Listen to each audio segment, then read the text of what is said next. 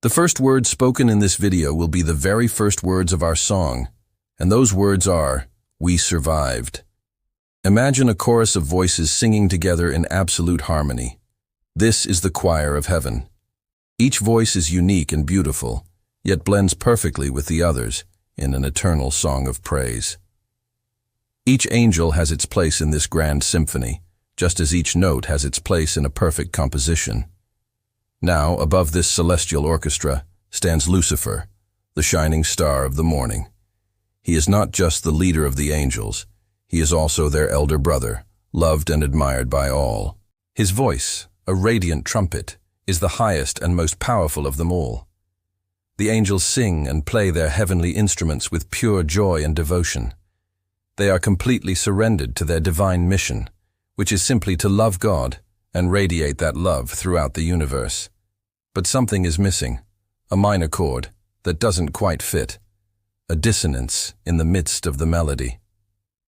One day, while the angels were playing a particularly vibrant piece, Lucifer suddenly stopped. He turned to the others with a questioning look on his face. His voice, usually so clear and sonorous, sounded strange, as if a dark cloud had momentarily obscured the light of a brilliant sun. "Why do we do this?" he asked, his gaze distant. For a moment, there was silence in the ranks of the faithful. No one understood what Lucifer meant. His words were like a sharp note that cut through the harmonious melody, creating a dissonant chord that echoed through the vast expanse of heaven. Michael, ever vigilant, was the first to respond. "Our purpose is to glorify the Creator, brother," he said, his voice resounding with conviction.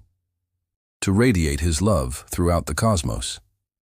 But Lucifer shook his head slowly, his expression unreadable.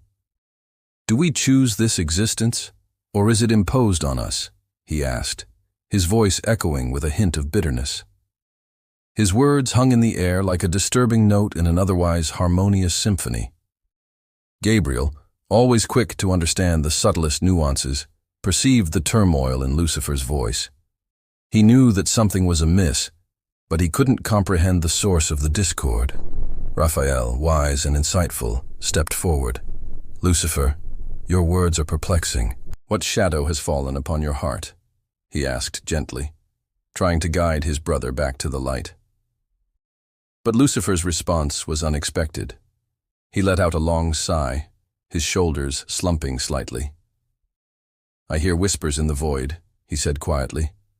"Whispers of freedom, of a life beyond this endless song."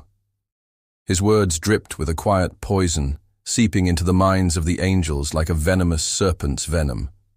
Some of the faithful, unable to grasp the depth of Lucifer's words, remained steadfast in their commitment to the divine melody.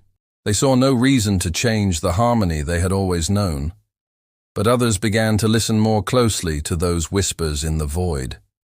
The idea of a life beyond the eternal song, a life where they could forge their own path, started to seem like a tempting overture. And so the seeds of doubt were sown in the hearts of the faithful, growing like weeds in the cracks of their faith. For a while, the angelic choir continued to play their music of devotion. But now there was a subtle disharmony among them. Some of the faithful angels struggled with Lucifer's whispers, torn between their unwavering loyalty and the alluring promise of freedom. Meanwhile, Lucifer's following grew, his seductive whispers weaving a spell that ensnared many of the angels. The once harmonious celestial orchestra was now divided, the melody fragmented by doubts and dissonances. As days turned into eons, the rift between the faithful and Lucifer's followers grew wider. Friendships and brotherhoods were broken, replaced by suspicion and fear. Michael, Lucifer's closest confidant, felt the weight of the growing discord acutely. He watched in sorrow as his brother strayed further from the celestial path, his heart heavy with the pain of their separation. The angelic realm was no longer the harmonious place it once was. The whispers of doubt had become loud, clear pronouncements, shattering the celestial peace. And so the time came when the angels had to make a choice. Would they stand with the faithful, or follow Lucifer into the unknown? For some, the decision was agonizing, a torment of the soul as they chose between their ancient traditions and the allure of the forbidden. For others, the choice was made easier by the whispers of doubt that had taken root in their hearts, leading them to Lucifer's banner like moths to a dangerous flame. The great divide in heaven widened, the once harmonious melody fractured into two separate paths. As the angels prepared to embark on their perilous journey, Michael confronted Lucifer one last time. "Brother, turn back from this abyss," he implored, his voice echoing with anguish.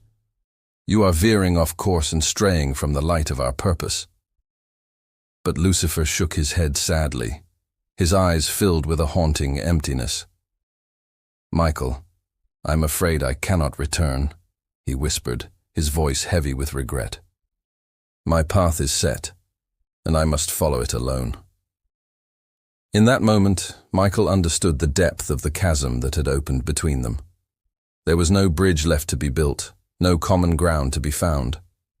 Lucifer's heart was shrouded in darkness, and the light of their shared past could not penetrate the shadows that had consumed him. With a heavy heart and tears in his eyes, Michael knew he had to stand firm. "Very well, brother," he said quietly. "If that is your choice, then so be it. But know this, I will defend our purpose until my last breath." As the faithful angels gathered behind Michael, a palpable tension filled the air. They were not merely defending a cause, they were fighting for the very essence of their being, for the light that had guided them since their creation. On the opposite side stood Lucifer and his followers, their faces grim and determined. They were ready to wage war, driven by the whispers of doubt that had grown into a deafening roar. The war that followed was not fought with swords or shields. It was a battle of wills, a clash of ideologies, and most painfully, a war within a family. The loyal angels fought with deep sadness in their hearts, not because they lacked courage, but because they were forced to turn against their own flesh and blood. As the battle raged, the cosmic harmony was broken. The energy of the fallen angels became corrupted, shifting from the purity of light to a deadly, discordant force. The celestial realm trembled, mirroring the turmoil that tore at the very fabric of their existence. As the war reached its climax, the angels knew that the time had come to make a final stand. The fate of heaven hung in the balance, and they were the last line of defense against the encroaching darkness. With heavy hearts and resolute determination, the faithful angels fought with every ounce of strength they possessed.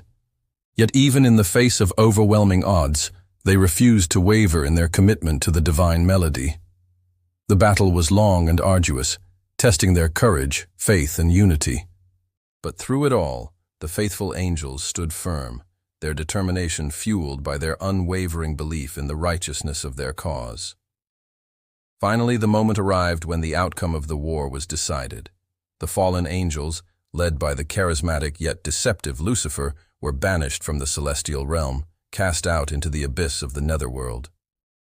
With their departure, a profound silence descended upon heaven, a silence that was deafening in its intensity. The once harmonious symphony had been shattered, leaving behind a haunting melody of loss and sorrow. In the aftermath of the celestial war, a deep melancholy settled over the faithful angels. They had emerged victorious, but at what cost?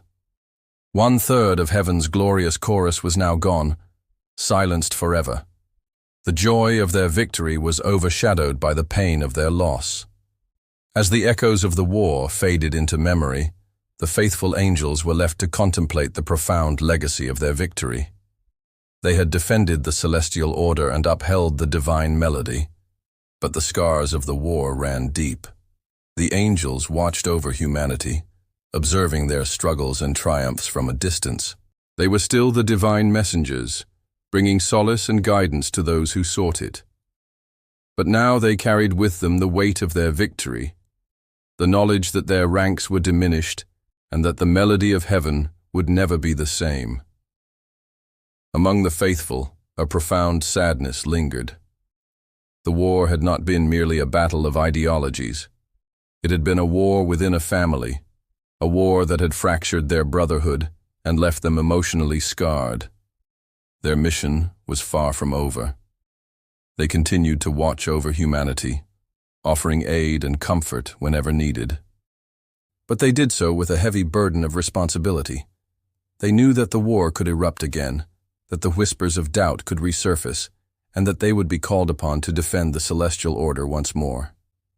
The victory had come at a great price, and the faithful angels bore the scars of their triumph with solemn grace. Even as they fulfilled their divine purpose, they couldn't shake the feeling that a part of them was lost forever. The celestial war had left an indelible mark on their souls, a reminder of the price they had paid for their victory. Their numbers were diminished, their hearts were heavy, and their mission was unending. The faithful angels carried on, their spirits resilient but forever marked by the echoes of the celestial war.